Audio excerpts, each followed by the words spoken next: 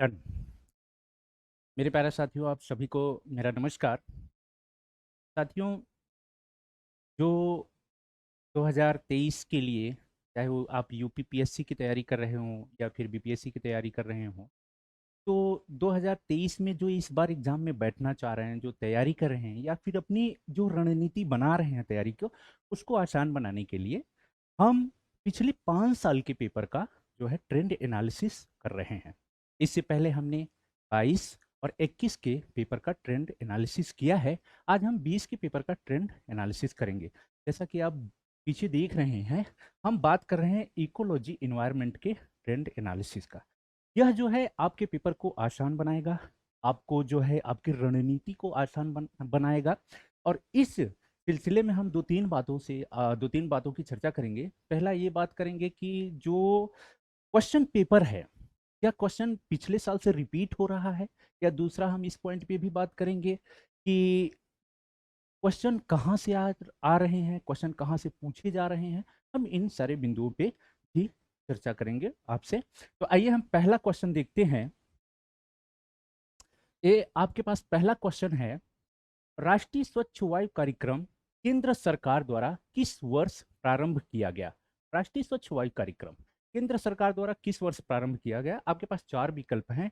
ए 2018, B 2019, सी 2020, D 2017। तो आपका answer है बी 2019। दोस्तों, 2019 में राष्ट्रीय स्वच्छ वायु कार्यक्रम केंद्र सरकार द्वारा लाया गया। जैसा कि ये जो कार्यक्रम है स्वच्छ वायु, आप देख रहे हैं, तो स्वच्छ वायु से संबंधित है। तो अगर हम इसके उद्देश्य की बात करें, पर्पज की बात करें, तो इसका पर्पज क्या है कि जो वातावरण है, जो एटमॉस्फेयर है, जो एयर है, इसमें पोल्यूशन को कम करना इसका मूल उद्देश्य रहा है। इसमें जो आपको मेन चीज ध्यान देना है वो है कि इसका जो सरकार ने लक्ष्य रखा है, इसका जो टारगेट है, वो है 2017 से 2024 के बीच में जो आपके 10 पीएम होते हैं एटमॉस्फेयर में, या आपके 2.5 पीएम, ये जो पार्टिकल्स होते हैं डस्ट के, इसको जो है 20 से लगभग 30% कम करना इसका जो है मूल लक्ष्य है। तो अगर इस बार इसका डेट पूछा है, तो अगली बार ये लक्ष्य आपसे पूछा जा सकता है। तो आपको इस बात पे ध्यान देना है। आइए हम नेक्स्ट क्वेश्चन को देखते हैं। अगला क्वेश्चन है, 20वीं सदी के 80 के दशक के मध्य विकास के नकारात्मक पक्षों पर विस्तार से चर्चा की गई है। निम्नलिखित में से कौन सा एक उनमें महत्वपूर्ण नहीं था। तो साथियों, यहाँ पे एक बात ध्यान देना है कि ये जो प्रश्न है, ये पूरी तरह से कॉमन सेंस पे आधारित है। ये आपको ना तो किताबों में मिलेगा, ना ही ऐसा कुछ इसमें फैक्ट है, ना कोई कंसेप्ट है। अगर आप प्रश्न को ध्यान से पढ़ोगे तो इसका आंसर बहुत ही आसानी से आप कर पाओगे। देखो मेरे साथ, देखो पहले हमें ध्यान देना है 20वीं सदी का क्या मतलब होता है। तो मैं आपको बता दूं, 20वीं सदी का अर्थ बहुत सारे बच्चे जानते भी होंगे, लेकिन जो ना जानते हो जान ले। 20वीं सदी का मतलब होता है 1901 से 2000 के बीच जो 100 वर्ष है, इसको हम क्या कहेंगे, 20वीं सदी की बात की जा रही है। दूसरा इसमें बात है 80 के दशक की। 80 के दशक का क्या मतलब होता है, 80 के दशक का अर्थ क्या होता है। इसका अर्थ होता है कि आप 80 से लेके 1980 से लेके 89 की बात की जा रही है।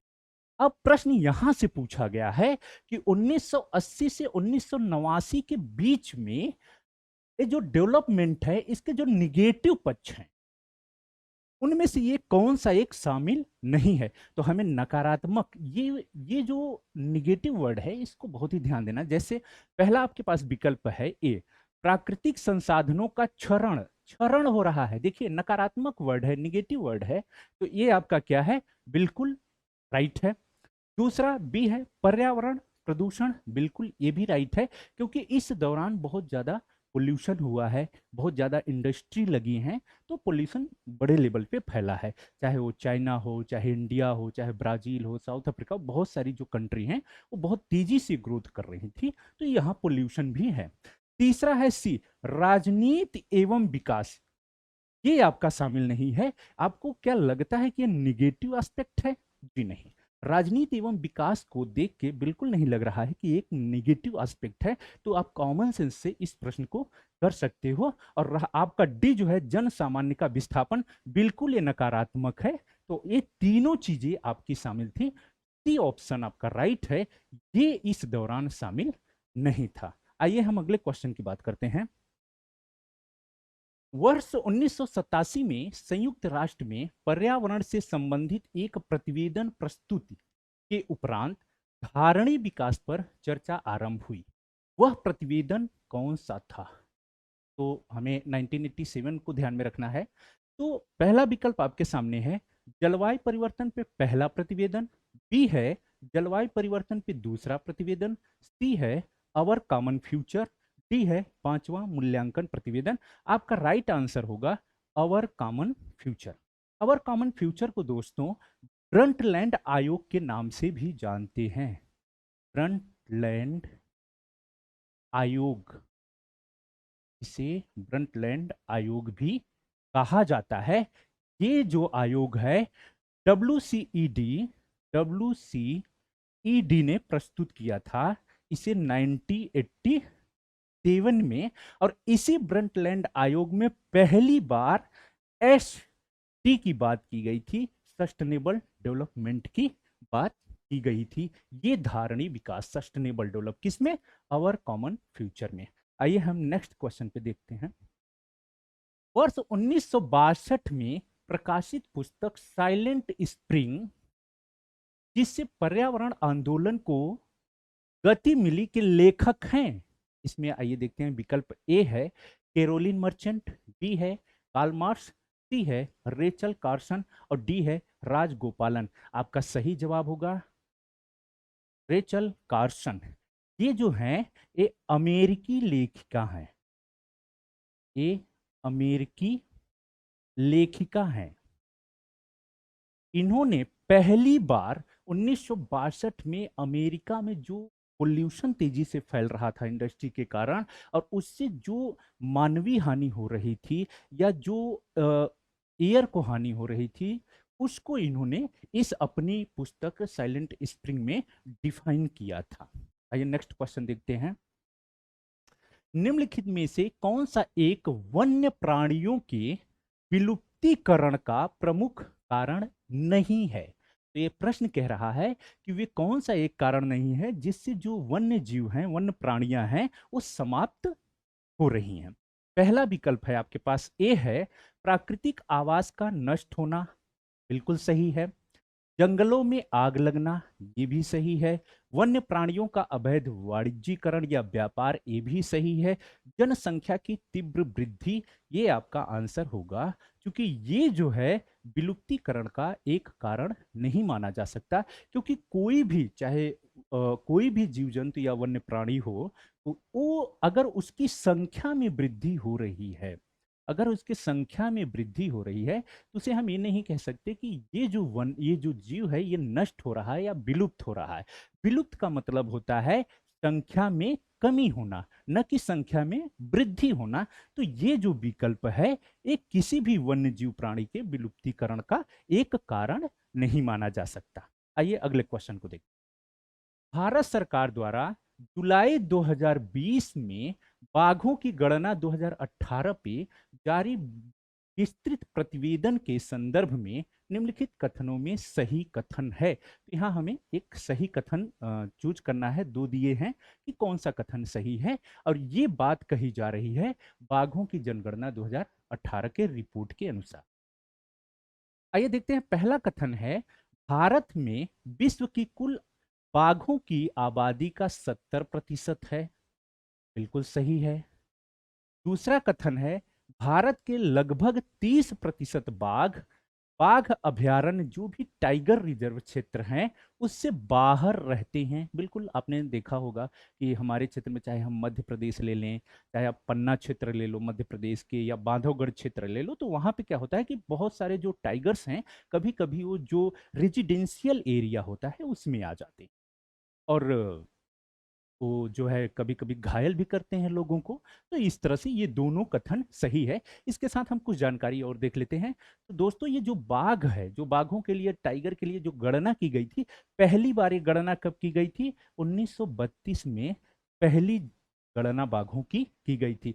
दूसरा क्वेश्चन है कि बाघों की कुल आबादी हमारे देश में कितनी है इसके अनुसार? अगर इसके अनुसार हम बात करें तो 2967 है बाघों की हमारे देश में टोटल आबादी।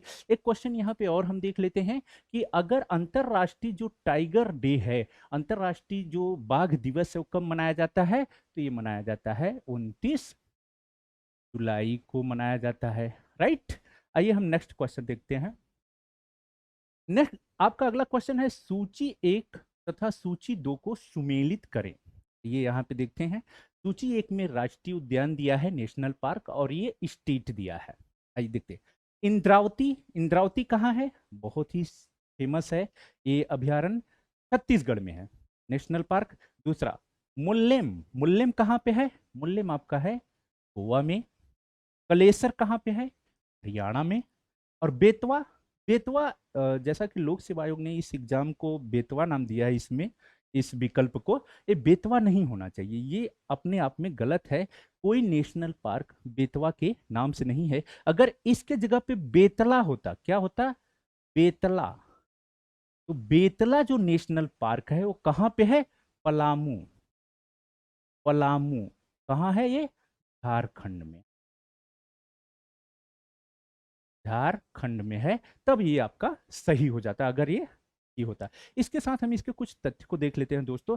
इंद्रावती की स्थापना कब हुई थी इस पार्क की? 1981 में हुआ था। मुल्लेम जो है वो 1978 में था। कलेसर बहुत ही लेटेस्ट है, 2003 में। और जो ये बेतला है ये दोस्तों 1986 में इसकी स्थापना की गई थी, इसका गठन किया। आइए अगला देखते हैं।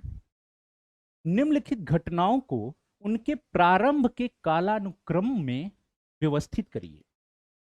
साथियों इकोलॉजी इन्वायरमेंट में जो है बहुत ही कंसेप्चुअल क्वेश्चन पूछा जाता है। लगभग 60% क्वेश्चन कंसेप्ट बेस्ड होते हैं। तो आपको कंसेप्ट और फैक्ट दोनों को लेके आगे चलना है। आइए इस प्रश्न को देखते हैं। पहला कह रहा है प्रोजेक्ट टाइगर, अगर हम इसके डेट को देखें तो इसका डेट आता है 1973, 7 अप्रैल। राइट। इस समय किसकी सरकार थी? प्रोजेक्ट टाइगर किसने शुरू किया था? इंदिरा गांधी की सरकार थी। अगर हम प्रोजेक्ट हाथी की बात करें तो ये 1992 में, और ये कहां से शुरू किया गया था? सिंहभूम। कहां से? सिंहभूम, झारखंड, झारखंड से प्रारंभ किया गया था। वन्य जीव संरक्षण अधिनियम 1972 में। जैव विविधता अधिनियम 2002 में। तो बहुत ही आसान है इसका क्रम। हम देखते हैं कि क्रम सबसे पहले क्या आया? वन्यजीव संरक्षण अधिनियम आया, 3 आया सबसे पहले। उसके बाद हम क्या देखते हैं? उसके बाद आपका 1 आता है, उसके बाद 2 आता है, फिर 4 आता है।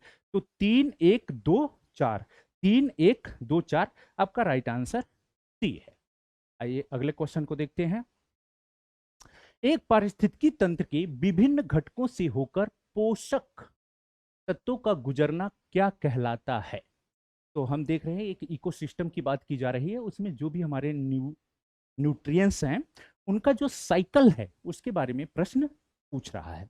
क्या कहलाता है? पहला विकल्प आपके पास ए है जैव भू रसायन चक्र, जैव भूगर्भिक चक्र, सी है पारिस्थितिकी अनुक्रम, और डी है जैविक चक्र। आपका सही जवाब होगा जैव भू रसायन चक्र। इसके कंसेप्ट को थोड़ा सा समझते हैं दोस्तों। अगर कोई कोई ट्री है, मान लीजिए कोई पेड़ है, और यहाँ पे कोई जीव है, कोई गाय है या कोई भी हो, तो ये जो सर्किल है, अब देखना, ये आपका अर्थ हुआ।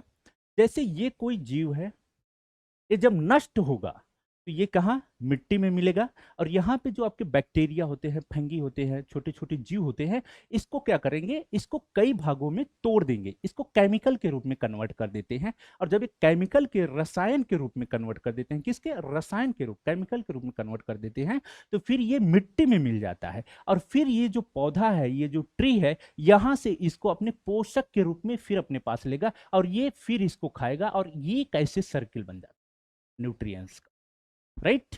तो इसका सही जवाब है जैव भू रासायन चक्र बोलेंगे। आइए अगला क्वेश्चन देखते हैं। हरित गृह प्रभाव, ग्रीन हाउस इफेक्ट की बात की जा रही है कि अभाव में भू सतह का औसत तापमान होगा। ये बहुत ही डीप क्वेश्चन था और 2020 में ये न्यू ट्रेंड में क्वेश्चन था और उस दौरान बहुत ही कम बच्चे इस प्रश्न को सॉल्व कर पाए थे। आइए देखते हैं। पहला विकल्प आपके पास है 0 डिग्री सेल्सियस, बी है -18 डिग्री सेल्सियस, सी है -20 डिग्री सेल्सियस, डी है 5 डिग्री सेल्सियस। तो इसके थोड़ा से कंसेप्ट को हम समझते हैं। तो ये जो ग्रीन हाउस इफेक्ट है दोस्तों, अगर हमें कहें कि जो हमारी पृथ्वी का जो एवरेज टेम्परेचर है वो कितना है, हमेशा याद रखना 14.9 होता है, राइट। ये हमारी अर्थ है, ये हमारा एटमॉस्फियर है, ठीक है। और इसमें क्या होती हैं, ग्रीन हाउस गैसें होती हैं। कौन कौन सी ग्रीन हाउस गैसें हैं, जैसे आपका इसमें कार्बन डाइऑक्साइड है, CO2 होता है, ठीक है, जल वाष्प होता है, वाटर वेपर होता है, और क्या होता है, CH4 होता है, मीथेन होता है। इस तरह से ये ग्रीन हाउस गैसें हैं। ये क्या करता है, जब यहाँ से जो रेडिएशन जाता है, इसको ये लोग स्टक करके और पृथ्वी के वातावरण को जो है गर्म बनाए रखते हैं। एक प्रश्न कह रहा है कि अगर ये खत्म हो जाए, अगर इसका जो इफेक्ट है उसको समाप्त कर दिया जाए, तब हमारे पृथ्वी की जो सतह है इसका टेम्परेचर क्या होगा। तो प्रश्न ये -18 आपका सही जवाब होगा। कैसे होगा, ये जो एवरेज होता है ये 14.9 होता है और आपका जो ये 13 होता है टोटल। तो अगर हम 13 है और यहां से 14.9 को अगर हम इसमें से घटाएंगे तो आपका -18.1 आता है और यही सही जवाब हुआ। दोस्तों ये मेरा आखिरी प्रश्न था। तो हम आपसे एक चीज ये कहना चाहेंगे कि इसी क्रम में हम आपसे फिर नेक्स्ट वीडियो लाएंगे जो आपका 2019 का होगा, उसका ट्रेंड एनालिसिस करेंगे और देखेंगे कि क्वेश्चन किस तरह से इकोलॉजी एनवायरनमेंट में पूछे जाते हैं। तब तक के लिए आप सभी को धन्यवाद।